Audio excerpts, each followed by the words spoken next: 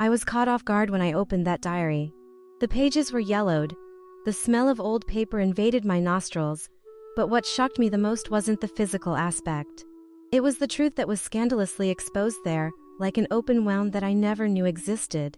For years, I saw my sister as the perfect image of what was expected of a woman of faith. Always by my side, always smiling, always helping. It was as if she were a pillar in my life, someone I could trust.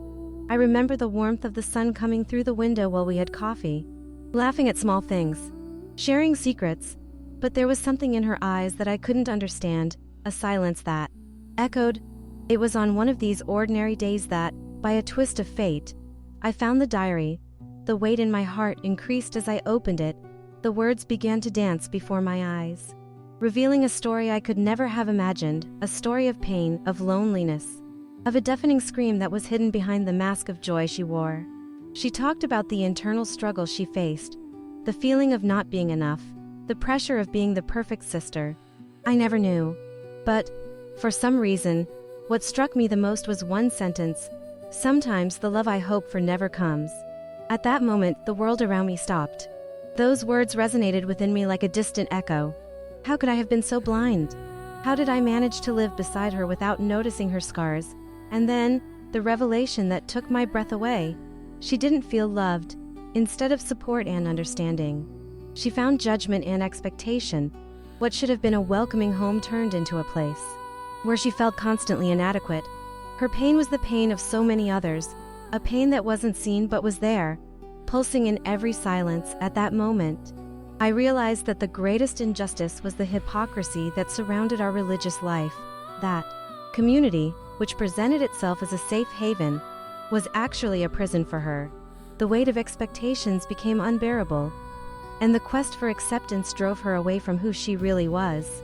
She was suffocating in a world that didn't allow for failures. But, at the same time, something inside me began to move. As if, by discovering her truth, I had been awakened. That diary was not just a tale of pain. It was a call to action. I needed to confront my own blindness. I needed to see my sister not as an icon of perfection, but as a woman who struggled, who needed love, not judgment. After reading those pages, I could no longer look at her the same way. The connection that was once so simple became a thin line between love, guilt, and the need to fix something that seemed broken. I knew I needed to talk to her, but how? How to address a pain I had ignored for so long? The fear of messing everything up paralyzed me. Then, one day, while we were together, courage took over me. With a choked voice, I mentioned the diary. Her expression changed, at first surprise, then pain, but at the same time there was relief. We were able to open up to each other, and amid the tears, I realized that her pain did not diminish my love for her. On the contrary, it made me truly see her for the first time. The pain did not disappear, but acceptance began to emerge. I learned that silence often screams louder than words. That being a sister is not just about being present, but being conscious. I learned that true faith is manifested in unconditional love, in understanding, and in empathy. Sometimes, the greatest pain is not in the discovery, but in the need to confront the truths we prefer to ignore. And today, when I look at my sister, I see not the image of perfection, but a courageous woman, broken and yet whole. And that is more than enough. If this story resonated with you, maybe it's time to look more closely at the people around you. Each of us carries a story that deserves to be heard. From that day forward, the relationship between us began to transform. With each conversation, with each outpouring, I felt that we were building a new space, a shelter where truths could be spoken without fear. But, at the same time, the pain of knowing that I had been so distant from her consumed me. I carried a weight, as if each unspoken word and each averted glance were bricks building a wall between us. I remember an afternoon, while we were having tea, the silence between us was heavy. I wanted to ask more about what she felt, about how the pressure from the world had shaped her, but the fear of reopening wounds made me hesitate. That's when she broke the silence, as if she had read my thoughts. "You know you're not the only one who feels this way, don't you?" she asked, her voice soft but firm. That question struck me like lightning. It was true. The hypocrisy of our community was not an isolated problem. It was a shadow that extended to all of us. Sometimes, I feel like we're all playing a game of masks. Everyone's striving to appear perfect, while inside we are broken, she continued. Her words resonated within me like a call for me to also look at my own wounds. I remembered moments when I hid my insecurities, when the pressure to be a good Christian made me ignore my own needs. What was enough when the standard was always changing? In that conversation, I realized that her pain and mine were not so different. Both carried the weight of expectations, but also the hidden hope that one day we could be seen as we are. The hug that followed was a moment of pure catharsis. It's amazing how touch can heal, even if just for a brief moment. There, in that moment, I promised myself that I would not let silence become our only bond again. But the truth is that the journey of understanding and acceptance is not linear. There were days when guilt still consumed me, and I wondered if I could have done more, if I should have noticed earlier. On other occasions, anger emerged, especially towards the community that did not offer true support. I looked around and saw smiles, but felt the coldness behind them. What would happen if everyone talked about their struggles? The idea of a true community, where people could share their pains without fear of reprisals, seemed so distant. One night, we decided to visit the church where we had grown up. The familiar smell of incense and the soft lights brought a wave of nostalgia, but also discomfort. During the service, the pastor's words echoed in my mind, but I couldn't connect with them. He talked about the importance of faith and perseverance, but what I saw was a space where vulnerability was treated as weakness. I looked at the faces around me and wondered how many of them were also hiding their truths. After the service, we decided to stay a bit longer, sitting on a bench at the back of the church. The murmuring of the other worshippers mingled with the distant sound of laughter and conversations. "Have you ever felt alone here?" I asked my sister. She nodded in agreement. "Yes, many times. It's like we're all together, but at the same time, so isolated." Those words echoed like a lament, a truth that could not be ignored. At that moment, I realized that our story wasn't just personal. It was collective. The struggle for authenticity in a space that often privileged the perfect image was a battle that many faced in silence, and somehow, this recognition brought us even closer together. We weren't just sisters. We were allies in a call for change, for a space where stories were not just accepted, but celebrated. From then on, we decided that we would no longer allow silence to reign in our lives. We became advocates for vulnerability. We began to share our experiences with other women in our community. At first, reactions ranged from surprise to resistance, but gradually, others began to open up. One by one, the stories began to flow. Stories of struggle, of rejection, of the search for true love in an environment that seemed to only demand. What was once a space of pain turned into a place of empowerment. Each story shared was like a brick that helped build a new shelter, a refuge where authenticity was valued. I never imagined that pain could transform into a catalyst for the healing of so many others. Together, we began to create a support circle, where voices that were once silenced could finally be heard. As I looked at my sister, I realized that her journey was not just about finding her own truth, but about discovering a larger purpose. What began as a painful process of understanding turned into a mission, not just for us, but for all those who felt lost in the midst of expectations and the pressure of a life that seemed to demand perfection. We started organizing gatherings, small groups where women could share their stories in a safe space. The first one was in a cozy cafe, where the aroma of fresh coffee mixed with the soft sound of conversations. I was nervous, the anticipation weighing on me like a cloak. What if nobody showed up? What if the stories we had to tell weren't enough to touch anyone? But seeing my sister by my side, I felt a wave of courage. There, together, we were a sign that vulnerability could be an act of resistance. At that first meeting, we were surprised by the number of women who showed up. Some were familiar, others strangers, but all bore the same expression of expectation mixed with fear.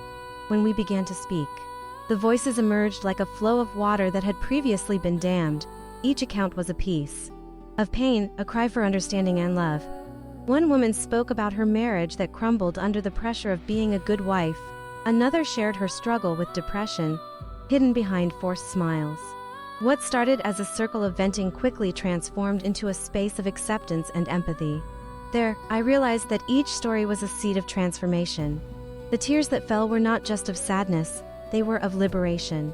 One by one, the women began to connect, recognizing that they were not alone. The pain one carried was an echo of the pain of another, and as we looked into each other's eyes, there was a silent understanding. We were all together on this journey of self-discovery, but the path was not easy. Amid the growth of these connections, the community's resistance to accepting this new approach became evident. Some people began to question why we were revealing our weaknesses instead of seeking healing. Through faith, hearing this hurt me deeply. How could we be seen as weak for merely being honest about our struggles? The words echoed in my mind, challenging everything we had built up to that point. One night, after yet another meeting, my sister and I decided to talk about it. We sat on a park bench, with the stars shining as silent witnesses. Sometimes, I feel like we are challenging something much bigger than ourselves, I said, my voice trembling. She nodded, her eyes full of understanding. But maybe that's exactly what we need to do. We need to break the barriers that keep us trapped. Her determination inspired me, and at that moment, we decided we would not give up. Change was necessary. Vulnerability was a strength, not a weakness. As time went by, we decided to expand our gatherings. We started inviting other women to talk about their experiences, providing a space where they could share their truths without fear.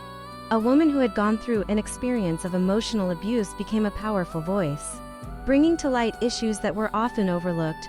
What were once whispers now turned into cries of resistance. With each meeting, with each shared story, the connection grew stronger. And the pain, though still present, began to be transformed into something that could be used for healing. The support circle became a symbol of hope. And, at the same time, a light that illuminated the shadows that once seemed so dense. We began to realize that true change was not just within us but in those around us. Over time, other women started to join us, bringing their stories and their struggles. The community that once seemed hostile began to show signs of transformation. But, amid this transformation, there were still days when the weight of guilt and shame became unbearable. Sometimes, I found myself thinking about how many people were still trapped in their own silence, struggling alone. What could I do to help break these chains? It was a thought that tormented me, and on some nights, I felt the need to scream. But when I looked at my sister, I remembered that every step we took together was a step toward healing, not just for us, but for many others. One time, we decided it was time to take our message beyond the walls of our community, to organize a lecture, an event that could bring together people from different places and experiences. The challenge was great, but the passion for creating a space where vulnerability was celebrated pushed us forward. With the help of some women who became our allies, we managed to gather a diverse group where stories could be told and heard. Planning the lecture was an intense process, full of discussions about how to approach delicate topics that needed to be brought to light. Each of us had our own experiences to share, and the idea that we could touch other lives filled us with hope. In the days leading up to the event, anxiety grew. I found myself wondering if we were really capable of making a difference. What if people didn't connect with our stories? What if they judged us? But when I looked at my sister, I realized that fear couldn't stop our mission. The vulnerability we had learned to embrace was not just an act of courage. It was an invitation for others to join us. The day of the lecture arrived, and the room was full. Women and men of different ages and backgrounds gathered, all with the expectation of hearing something that could resonate in their lives. I could feel the energy in the air, a mix of nervousness and hope. As soon as we started speaking, the room filled with an almost palpable attention. When we shared our stories, I saw tears in some people's eyes and smiles of recognition in others. It was a powerful moment, and the connection being formed there testified that we were not alone. One by one, the voices started rising, and the stories began to flow. Each account was like a piece of a puzzle, revealing the complexity of the human experience. One woman spoke about her struggle with anxiety, another about the pain of losing a child. Hearing those courageous voices made me realize that what we had created was more than a support circle. It was a sacred space where truths were not only accepted but celebrated. As the talk progressed, I realized that the room was becoming a refuge. The vulnerability that was once seen as a weakness was now transforming into collective strength.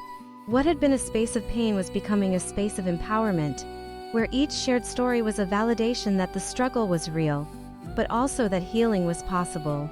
When we finished, an applause echoed in the room, and I felt a wave of gratitude. The expressions of relief and hope on people's faces were confirmation that we were on the right path. Looking at my sister, I realized that we were not just sisters. We were also warriors, fighting for a world where authenticity prevailed over hypocrisy. After the event, we started receiving messages from people who felt touched by our stories. Some reported how they had felt alone in their struggles, while others shared how they had found the courage to face their own challenges. The connection we had created was spreading, and the idea that vulnerability could unite people became even more real. But amidst this wave of support, voices of resistance still echoed. Some people from the community began to criticize our work, arguing that we were promoting weakness and not faith. Those words cut like knives, and the fear that our mission could be dismantled by external criticism consumed me. But, looking at my sister, I realized we had something much bigger at stake.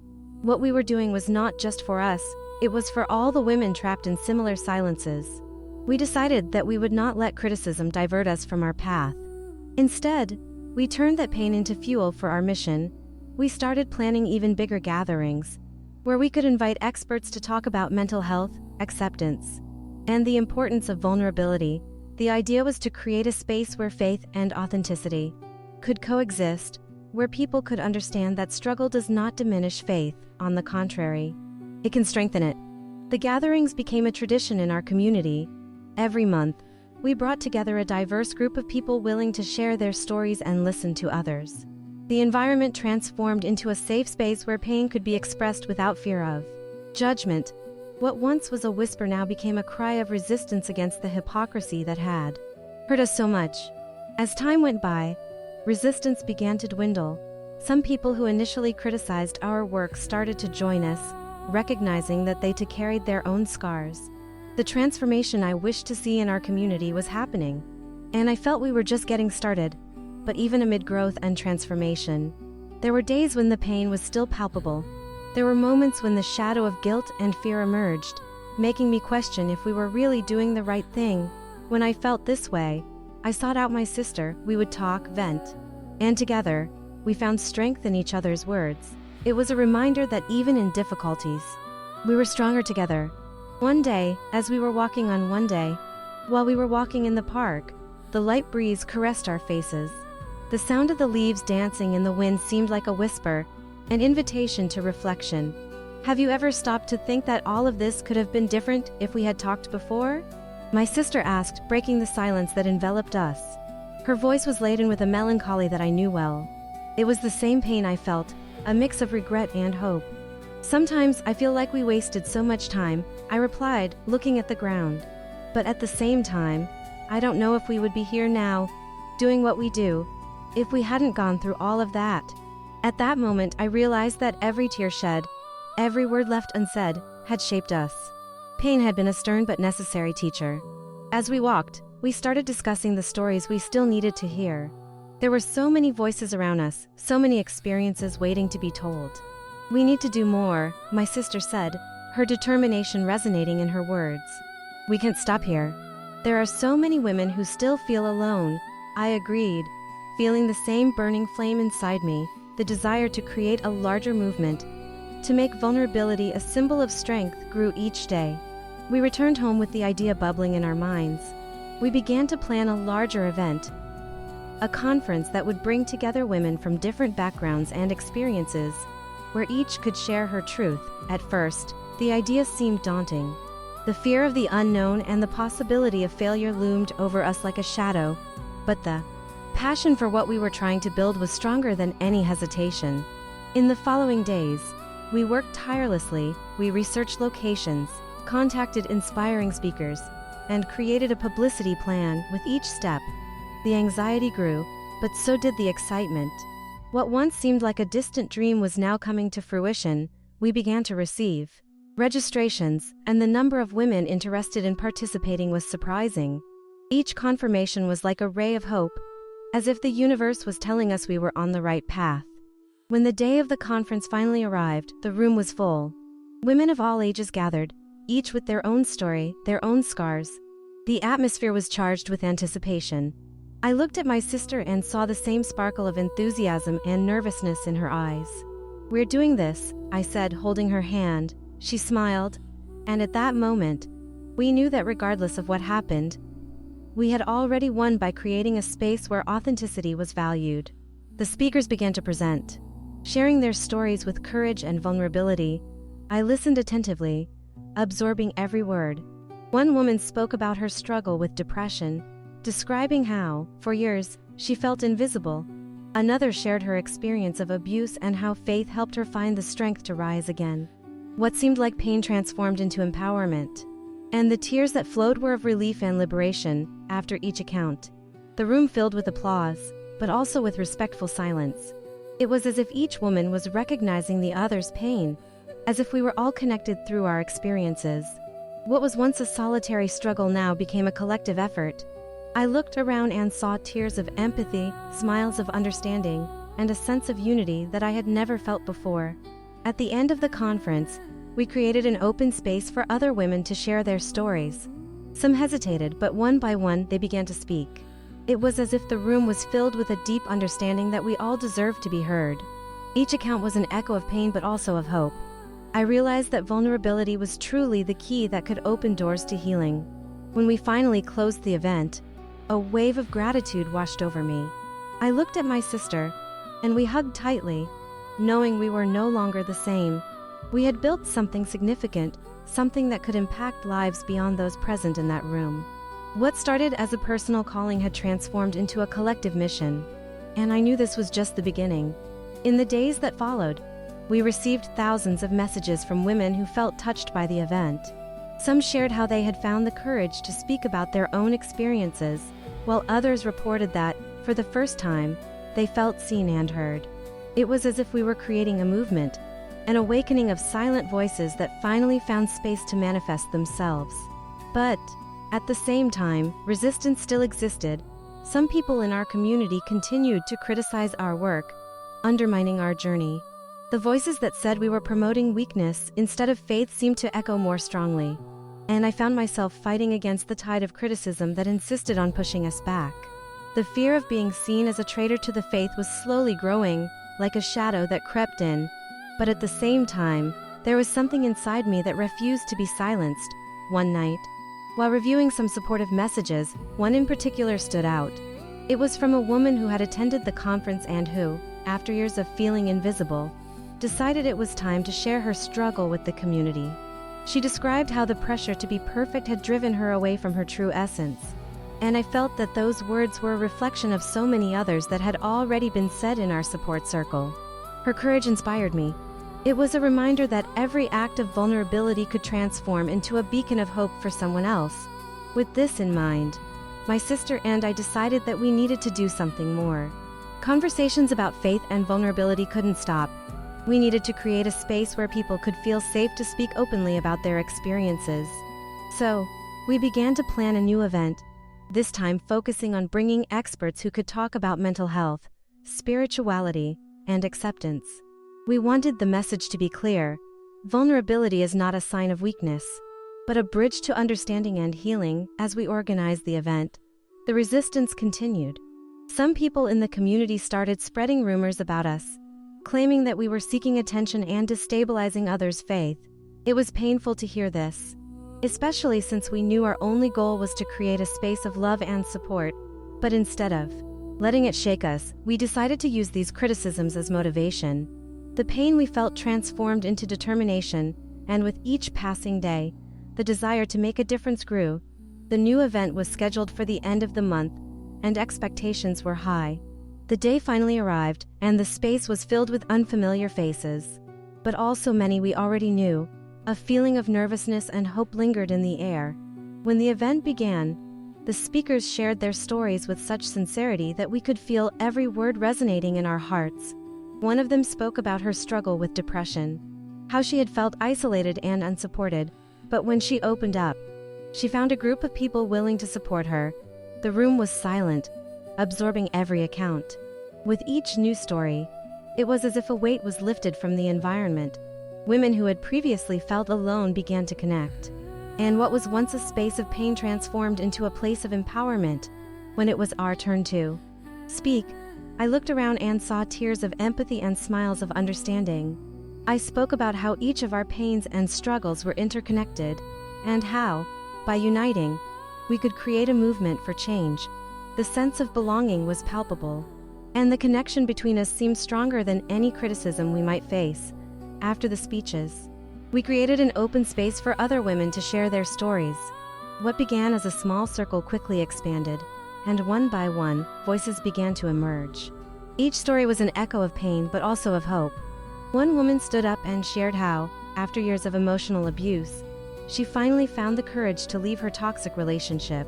The room was silent, but there was a deep understanding that we were all worthy of being heard. Each shared word was like a seed of transformation, and I knew that we were creating something bigger than ourselves. By the end of the event, the atmosphere was filled with gratitude and love. As I looked at my sister, I realized we were more connected than ever. We had created a space where pain was acknowledged, but also where healing it was possible. Messages of support began to arrive, and many women expressed how they felt seen and heard for the first time. It was a clear sign that we were on the right track, and that vulnerability could unite people in a greater purpose, but still, the resistance persisted. Some people in the community continued to criticize our work, and I found myself questioning whether we were really doing the right thing. One night, while sitting at the table with my sister, I spoke about my insecurities. What if we are wrong? What if we're just fueling a movement that doesn't make sense? She looked at me with understanding, and with her soft voice, said, "Change is never easy. If we don't face the criticism, we will never know what we could have achieved. What we're doing is important, and every shared story is a step in the right direction." Her words echoed inside me, and I realized that, even amidst uncertainties, there was an emerging strength. What we were doing was not just about us, but about all the women who felt invisible in a world that often didn't offer space for their truths. My sister's courage was a light that illuminated my path, and I knew that, together, we were capable of facing any storm. In the following days, our mission seemed to intensify. We were flooded with messages of support, but also of doubt. Some women told us about their struggles, while others questioned whether we were really doing the right thing. "Have you ever felt this way?" my sister asked me in a moment of reflection. How can we be sure that we are helping and not just creating more division? It was a valid question, and I knew the answer was not simple. But, at the same time, every story we heard gave us a new purpose. One afternoon, while we were organizing another meeting, a woman who had participated in the conference approached us. Her name was Anna, and she had a story that made her a powerful voice within our community. She told us how she had lived for years in an abusive relationship, suffocated by the idea that she had to be perfect to please others. By sharing her experience, I realized that she was a living example of what we wanted to achieve, a space where vulnerability could be not only accepted but celebrated. "I never had the courage to talk about this," she confessed, her eyes shining with tears. "But after listening to you, I realized I am not alone. And that gave me strength." At that moment, a new flame was ignited within me. It was a reminder that each shared story had the power to liberate someone. What was once a burden became a bridge to healing from then on.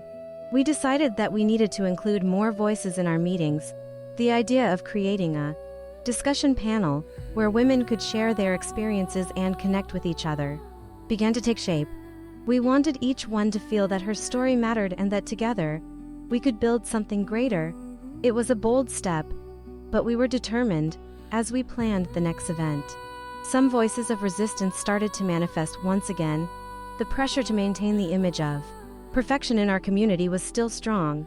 Some people began to comment that we were straying from the path and that true healing came from faith, not vulnerability. This left me perplexed. How could we show that faith and vulnerability could coexist? How could a community be truly welcoming if it did not allow its members to be human, with pains and weaknesses? "I think we need to be more daring," my sister said during one of our meetings. "If we don't talk openly about this, we will continue to feed the silence that hurts so many people." Her words resonated with me like a call to action. It was true, if we didn't challenge the norms, we would continue living in a bubble of hypocrisy. And more importantly, we couldn't allow fear to paralyze us. Thus, we decided that our next event would be a panel discussion on faith and vulnerability. We wanted to bring in experts, but also women from the community who could share their stories. We began contacting speakers who were known for their courageous approaches to delicate topics. Each confirmation was like a step toward a new horizon, where authenticity could flourish. The day of the panel finally arrived, and I could feel the energy in the air. The venue was filled with women of all ages, each carrying their stories and struggles. As I looked around, I realized something had changed. The resistance that once seemed impenetrable was now just a distant shadow. The women were there, open and willing to connect. The atmosphere was charged with palpable expectation. When the panel began, each speaker brought a new perspective, sharing their experiences of pain and resilience. One woman spoke about how faith helped her face past traumas, while another addressed the importance of vulnerability as a path to healing. The stories intertwined, creating a rich tapestry of experiences that spoke to all of us. There was a mutual understanding, a connection that transcended words. After each story, the applause that followed was not just an expression of support, it was a validation that each shared pain was significant. What was once a space of fear and insecurity was now transforming into one of refuge of empowerment and hope. One by one, the women began to stand up and share their stories. What started as an intimate event quickly became a collective cry for authenticity. In that moment, I realized that the resistance we faced was not just external, but also internal. Each of us carried doubts and fears, but by opening up, each woman was breaking the chains of silence that held them. In that moment, I realized that the resistance we faced was not just external, but also internal. Each of us carried doubts and fears, but by opening up, each woman was breaking the chains of silence that kept them imprisoned. Vulnerability became a strength, a revolutionary act that resonated in every corner of the room. What was once only a whisper now transformed into a shout of courage. I remember a woman who stood up and began to speak about her battle against anxiety. As her words came out, I could see the struggle in her eyes. She talked about the pressure she felt trying to be perfect, the expectation that everything should always be under control. And as she spoke, I realized that it was not just her story. It was the story of so many others who were there, listening and identifying. The atmosphere was charged with palpable empathy, a connection that seemed to cross every barrier. It was as if a veil was being lifted, revealing the pain that had been hidden beneath the surface. Some women began to cry, and I realized that they were not tears of weakness, but of liberation. Each shared story was a piece that fit into the complex tapestry of our lives. And at the end of each story, the applause that echoed in the room was not just a sign of support, but a recognition that we were all in this journey together. After the panel, we decided to open up space for a more intimate conversation. We created small groups where each woman could share her experiences. As we walked among the groups, I heard fragments of stories that deeply moved me.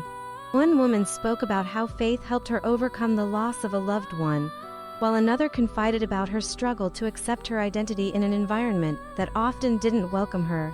It was as if every word was a brick that helped build a new emotional shelter. But even amidst so much connection, the shadow of resistance still hung over us. Some women hesitated to share their stories, fearing judgment. It was understandable. What we were doing challenged norms that had been established for so long. The fear of what others might think was still an invisible chain that kept many bound to a painful silence. How can we encourage those who are still afraid to speak? A woman asked, her voice low but filled with determination. The question echoed in my mind, and I realized that this was one of the keys to change. We needed to create an environment where everyone felt safe to express themselves. We needed to be the voices that challenged the silence. We then decided that our next meetings would have an even stronger focus on welcoming these hesitant voices.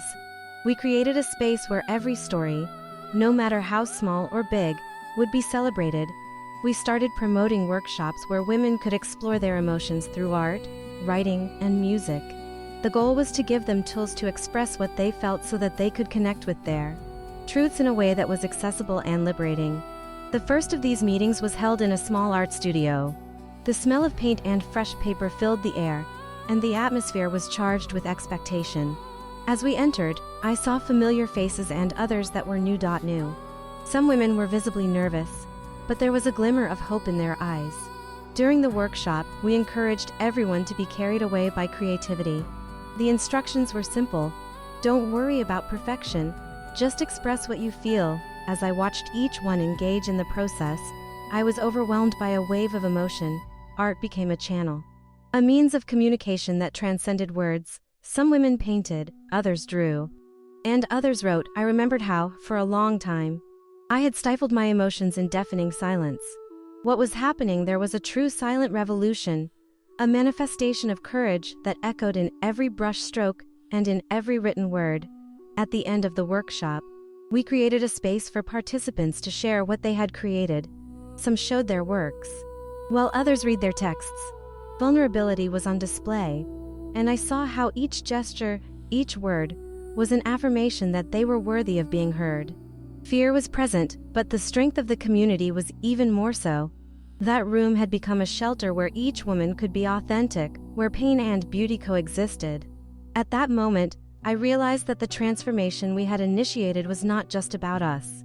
It was a larger movement, a wave of change that was spreading. The women who were there were beginning to understand that their stories had value, that their struggles were important, and that together, we could create a space where vulnerability was celebrated, not feared. But it wasn't all roses. As we progressed, the resistance became more evident. Some women began to distance themselves, murmuring that we were compromising the image of the community. I heard whispered comments about how we were exposing weaknesses rather than promoting faith. Every word that reached us was like a sharp knife, challenging the courage we had built. But instead of letting ourselves be shaken, we decided to use these criticisms as fuel to continue our mission. One afternoon, in the midst of a new meeting, a woman who had been with us since the beginning raised her hand. I looked at her, and the expression on her face reminded me of how all of us, at some point, had felt this weight. I just want to know, she began, her voice trembling, if all of this is worth it, if we are really making a difference. The silence that followed was almost palpable. I could feel the same doubt echoing inside me. But when I looked at my sister, I realized that we were not just a group of women sharing our pains. We were creating a space where it was possible to turn pain into hope. It is worth it, I replied firmly, trying to instill confidence in my words. Every story we hear is a seed of change, and together, we are breaking the cycle of silence. The other women started nodding, and at that moment, I understood that the resistance we were facing was just a reflection of the fear that many still carried. Change is always threatening, and by challenging the status quo, we were touching wounds that had not yet healed. We decided it was time to take an even bolder step. At our next meeting, we would invite the community to join us. The goal was simple: to create a space where we could share our experiences and at the same time, listen to the concerns others had. It was an invitation to conversation, an opportunity to build bridges instead of walls. The day of the meeting arrived, and the nervousness was high. I knew that by opening the doors, we were not only exposing our vulnerabilities but also facing the possibility of being judged. But the desire to build a safe and welcoming space outweighed the fear. When the first people arrived, the atmosphere was charged with anticipation. There was a mix of anxiety and hope, as if everyone knew that something important was about to happen. The room slowly filled up, and looking around, I realized that there was more support than resistance. The voices that were previously afraid to speak up were now willing to unite in a single chorus, and the energy that formed was palpable. Thus, we began to share. And each story was a step towards a deeper understanding. Before you leave, do two things now. Subscribe to the channel and turn on the notification bell to receive the next messages. And share this video with someone who needs to hear this today. To continue, watch the next video. It is already in the cards and also in the description.